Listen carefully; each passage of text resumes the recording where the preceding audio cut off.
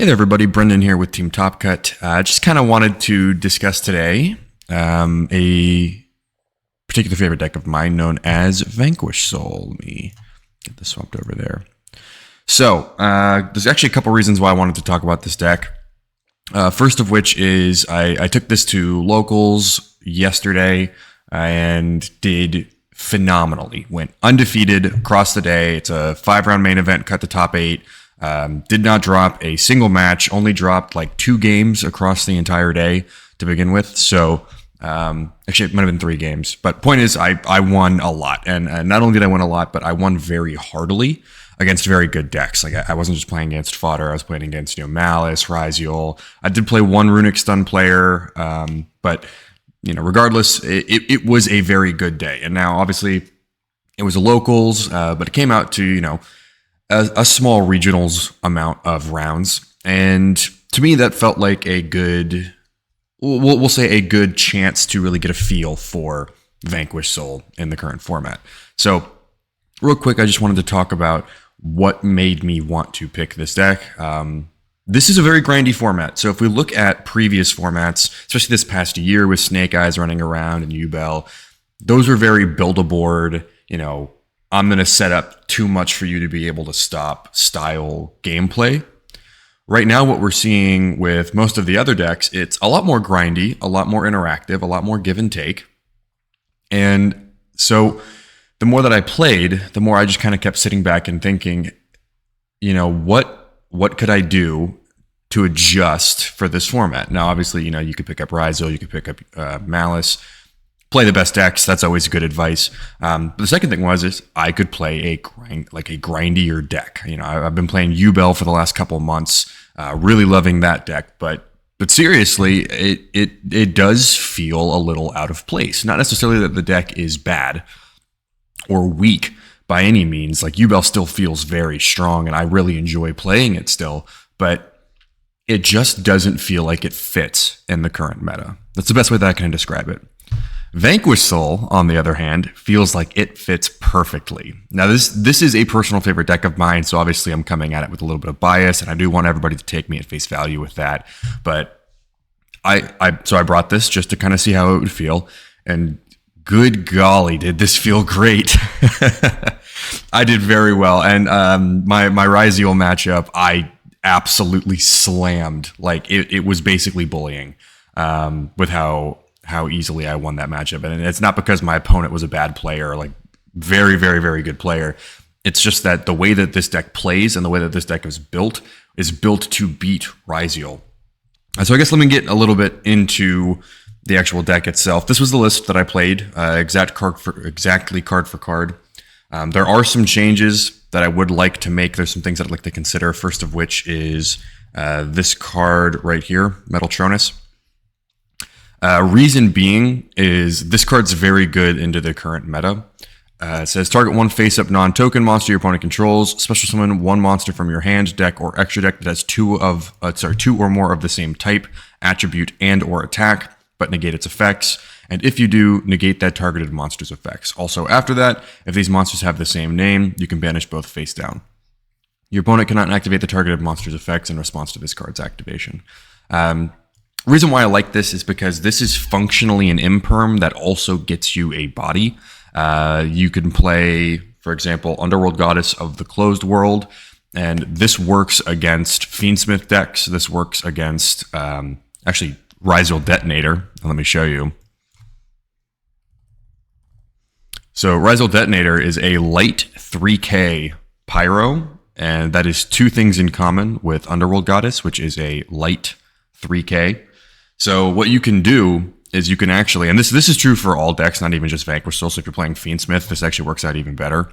Metaltronus on the Detonator, get your free body here, and you're good to go. You can do whatever you want with the Underworld Goddess. Now, in a Fiendsmith deck, I'd recommend going into, what am I blanking on the name? I play Fiendsmith. Requiem, and keep playing from there. But it is a really good way to deal with the Detonator, and I like that a lot. It's also a good way to deal with the sequence, right? So Fiendsmith sequence. If you're playing against a Fiendsmith deck, you can Metaltronus, summon the underworld goddess and negate the sequence. But that isn't necessarily what it would primarily be used for. It could hit Kashtira cards, so like you could hit Fenrir, you can hit Unicorn. There's a lot of things that you'd be able to summon. Not now. A lot of things that you'd be able to summon. I don't know if this is the deck to play Metaltronus in. Just something that I'm considering. So just keep that in mind. But for this deck specifically, this list felt very good. Another thing that I'd be considering is Kaijus. So Doggeran would be a big one. Kumungus and Radion. So these three would be the three Kaijus that we could play. Kaijus feel very good this format as well. With Malice playing Terahertz, right? They basically end on Terahertz, or they'll end on like Firewall co-linked with something. Being able to just Kaiju over the problem card goes a really long way in being able to play your turn. And then against Ryzeal, obviously, if you just Kaiju over the Detonator, you're good to go. And there's Kaijus with favorable attributes here, so that actually works out perfectly. Just something to consider. So we're going to get into the deck itself now. At this point, I played this deck blind second. So if I won the die roll, I was telling my opponent to go first. And the reason why that is one, this deck likes to see extra cards. So this deck likes to draw a sixth card for turn. Every single card in hand is a chance at an attribute. So really, that sixth card does matter. Another thing is that because the format is so grindy, the only way that you can really justify going second is if your deck can break boards while it plays. So think about like Ryzeal, for example, and Malice, both of which they're really good at breaking boards while they play. And so it creates this grindy format where it's a back and forth of, all right, you might be stopping me here, but while I'm playing, I'm going to be, breaking what you've established to sort of create like a, turnabout's fair play type deal. So Vanquish Soul is extremely good at breaking through boards just while it's doing what it's going to do anyway. Think about Fenrir grabbing you favorable attributes. It also can out problem cards. Rosin's column pop to destroy monsters in its column, right? Mad Love's effect to bounce. Caesar's effect to pop. Thrust and talents, those are really good things that you can play just in the actual deck itself that work well to break boards. And so because we're playing blind second, we also play cards that complement blind second. So I'm playing Kurikara Divine Incarnate. Reason being is this is really good with Small World. This would be something that you could easily exchange for a Kaiju. This got me value out of a DDD Caesar, like High Wave King Caesar, and over a Detonator. I think, personally, the Doggeran might have just been better. Reason being is I would not have had to have played into those cards first, so I could have just Kaiju'd right away, and everything would have been fine, because, I don't have to deal with one of my cards getting stopped. Also, the attribute and like attack and defense stat line up similarly with Doggeran as they do with Kurikara. Kurikara's big claim to fame in the deck is that you used to be able to Small World into Droll and Lockbird with it, or through Droll and Lockbird into it. I just don't know if that's justifiable anymore. Like, to me, the Small World lines with Kurikara and with Doggeran aren't too different. The biggest difference between these two cards is that Kurikara can hit a much fuller board. So like you can Kurikara over a, like a Desiree and a Detonator if you're playing against the Fiendsmith Ryzeal variant. The issue that I have with that is the Desiree is going to out the Kurikara anyway. So it kind of makes the fact that you get this body moot. It's a little hard to explain. I guess it's not really hard to explain. It sort of makes sense, but really you sort of have to think like, all right, well, if I'm going to be outing the Desiree, so like I think Nibiru, right? If you Nibiru over it, they're just going to send the Nibiru. So it's one of those things where, outing the Desiree can punish you if you out it by getting a monster onto your side of the field. A Kaiju, on the other hand, you're giving to them, their Desiree is going to be wasted because there's nothing for them to get rid of.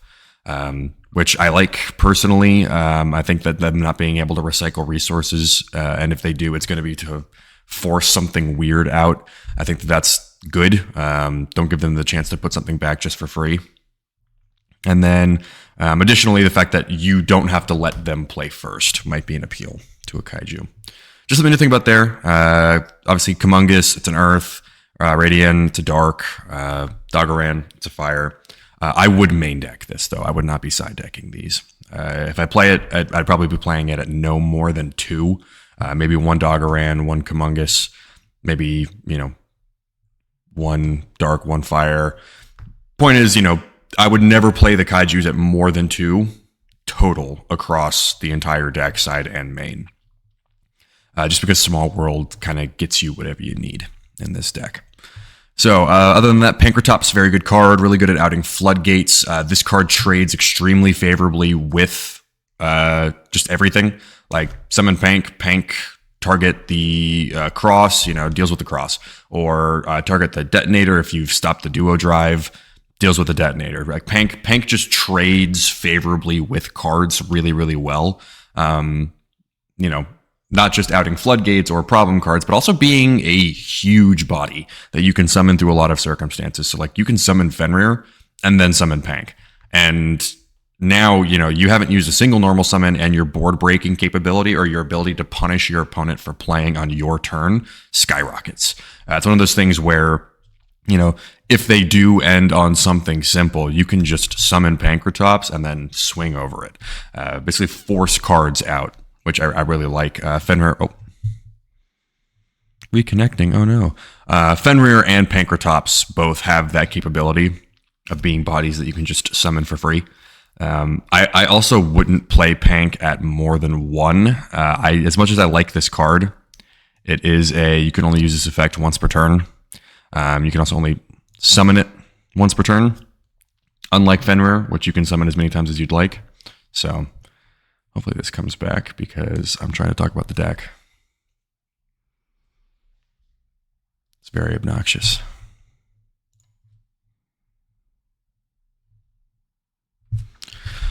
But yeah, point is, I really like where the deck's at right now. Oh my god, I hate when it does this. Here we go. This is a deck that has, well, I'll set as default, has a lot of really, really, really awkward matchups just for everybody because they're not going to be able to side against it. They aren't really going to know how to play against it. Really, the only way to play against this deck properly is to know how to play your zones. So this wins against good decks because people just, don't have a way to comfortably adjust their gameplay style to beat this deck. I mean, leaving a Rosin in the other EMZ while you have Rock shuts down Fiendsmith plays because if they go into Closed Moon, you just go, okay, Rosin effect a column pop. Or if they go into Sequence, Rosin effect a column pop. It's one of those things where, it can just get a little uncomfortable for them. Also, Ultimate Slayer is very free in this deck because you don't need like half of your extra deck in a given game. So you can send Entis, you can send Malong, you can send Aggregator. I've been sending Amblo Whale because it does have a graveyard effect where if a link 3 or lower on the field is destroyed, you can banish it to destroy 1 card. This is true of your opponent's cards, not just yours. So like your Rock doesn't need to get popped. You can out their Malice link with like Rosin, for example, and then banish Amblo Whale to pop another card, non-targeting. This also works in Damage Step, which is really nice. Otherwise, I would play, Tri-Brigade Bucephalus. I'd play Bucephalus 2 and Garura as my fusion and link so that I could, use Bucephalus to send Garura to draw a card. And there's times where if I had been playing Bucephalus and Garura instead of Entis and Amblo Whale, I would have drawn into a Rosin that I didn't get to normally or that I had to sort of grind my way into in the long game. I still won the game, so, it's something to think about there. But I do like how Amblo Whale has main deck gameplay applications as well. Saves you an extra deck spot, and you can just make the Amblo Whale during your normal plays anyway, which I think is pretty good. Just something to think about. One thing that I did not particularly like was that I just don't really have good sets off of thrust. So, like if I went first and they don't have a monster and I thrust to set something, I'm setting like Rhoda. Yeah, it's not great. I side in this going first, so I could always thrust into that. But like if I have it in my opening hand, I just don't have a target. So maybe there's a justification to play like Imperm here, even if it's at 1. This is a card that I currently am playing because I think it complements Vanquish Soul extremely well. So target 1 monster you control and 1 card your opponent controls, destroy them. You can only activate 1 Final Bringer of the End times per turn. Why do I think that this works really well with Vanquish Soul? Well, there are a couple reasons. First of which is Rosin makes it so that it can't be destroyed by card effects this turn. So you can go Final Bringer, target Rosin, target their card. Chain Rosin, reveal fire. You're good. This dodges Imperm. So let's go like normal Rosin. Rosin effective search. You don't have Caesar or Borger in hand. They chain Imperm targeting Rosin. You chain Final Bringer, target. Pop both. Rosin, grab Pantera. Because you now don't control a monster. Pantera effect to summon itself for free. Link 1 into rock add back. So just something to think about there. The reason why this also works extremely well is because you can play it with Pancratops. So let's go special summon Pancratops. Final Bringer, target 2 cards. Chain Pancratops, target a second card. Final Bringer is going to still pop, and Pancratops is also going to pop. Same thing with Fenrir. Fenrir, search Fenrir. Fenrir, attack, effect to banish something. Chain Final Bringer, target Fenrir, target something else. Get rid of 2 cards, and then just summon the next Fenrir in main phase 2. But my favorite uses for this are Final Bringer, target Rosin, target a card. Chain Borger, bounce back. This is still going to attempt to resolve as much as possible. Rosin is not going to get destroyed. Borger is going to summon, and Final Bringer will still destroy their card. Not even that, but it gives you a use for rock once you've used it on the opponent's turn, and now it's kind of in the way a little bit. You can Final Bringer it away, because every Vanquish Soul player knows that there are times where Rock of the Vanquisher gets in the way. Final Bringer gives you a chance to get rid of it in a way that works. Then also, and this was a really fun play that I did, but I did Princess targeting Rosin, Chain Final Bringer targeting Rosin and their birth, Kashtira birth, and then chain Borger in hand, targeting Rosin. So I bounced back Rosin to summon Borger. Final Bringer popped birth. Princess summoned and popped Unicorn. Not Unicorn, sorry, Fenrir. And I didn't lose any card advantage. I still got my Princess. I still got Rosin back in hand. I still got to summon Borger. And I got the pop a card. So it was very good. It was, we will say that it was a very fun little exchange there. This card is a little bit of cope. It works in this deck better than it works in most other decks. Maybe you could justify playing this in like U-Bell as well, because if you pop the U-Bell, you just get the body back. But I do really really like this card in this deck. What I would say is that this is totally replaceable for an Imperm. Or if you had another normal trap that you could play off of Thrust in the main deck, like if you wanted to play Evenly at 1, that could also work because Evenly is really good into Ryziel. They don't set up negates. So you play Evenly at 1, Thrust into Evenly, maybe 1 Imperm. This would be a good flex spot for it. Another flex spot could be Small World. You could take 1 copy of that out or 1 copy of Talents out. There's a lot of range with this deck. There's a lot of range. So this is a card that I am main decking just because I am going second and I'm playing Small World. This is not a good card in Vanquish Soul to main deck just because of the fact that it's really bad attributes. What I do like about it, though, is that it will simplify a turn down to a very minimal board state. So this kind of does what Droll does for the deck. It's just better this format because Droll and Nib in Vanquish Soul are bad attributes, but their function is to make the game simple. So it's to put the game in simplified game state so that Vanquish Soul can get to a point where it doesn't have to worry about the opponent outpacing them or setting up too big of a board. Right now, we don't have to worry about that. I'm actually probably going to be cutting Droll going forward because I just don't think it's good this format. It has not been coming up at all. I'll probably swap this for Nibiru in the side deck, or Metaltronus, or the new Mulcharmy, the Nihilus. I might even be main decking this card because of its favorable attributes, but Droll will probably be coming out of the side deck for this deck, and something else will be coming in. I just got to figure out what it's going to be. I will very happily take suggestions in the comments section here. But I do like how this either draws me into cards for free, which is really nice. Like this card almost always replaces its value. So your deck thinning, which in Vanquish Soul is really good because the smaller the deck you have in Vanquish Soul, the better, because it means you see your attributes faster. And it means you're more likely to see rosin. And also, at its worst, you can just go, all right, Small World, banishing Fuwalos, which is a level 4 winged beast with 100 attack and 600 defense. These stats don't line up with any other monster, which is good because it means that there aren't going to be any conflicting variables. Winged Beast also does not have another copy in this deck, so that's not going to conflict anywhere, which is really good because level 4 is everything you need. So you can go Small World through Fuwalos, through like Mad Love or Riseheart or Pantera. It's primarily going to be Riseheart because you don't really need that card. And you're going to go into Vanquish Soul Rosin, which is really nice as well. Just something to think about there. Or you could go into Kurikara because it is a fire and it doesn't have anything else in common other than being a fire with Riseheart. So, or even Ash Blossom. You could always convert Fuwalos into an Ash Blossom through Riseheart, which, I like. Basically just like, oh, this hand trap's not doing me any good anymore. Well, let's turn it into a hand trap that is good. So, I just kind of wanted to discuss this deck. I can go way more into depth with it, maybe show you some gameplay later, but I just wanted to get something quick out to bring this deck to people's attention. Let me know if you guys have any interest in seeing this deck get more play. Lancia, you got to play because of Malice. Shifter, you don't main deck anymore because it's just not as good this format as it has been previously, and you would much rather Ultimate Slayer.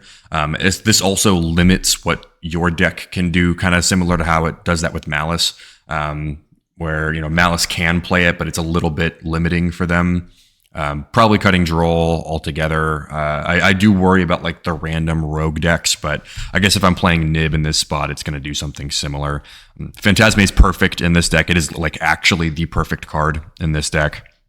It's a dark dragon that works well with Small World. Like I can Small World through a Fantasme and Ash into Rosin because Ash and Fantasme both have 1800 defense.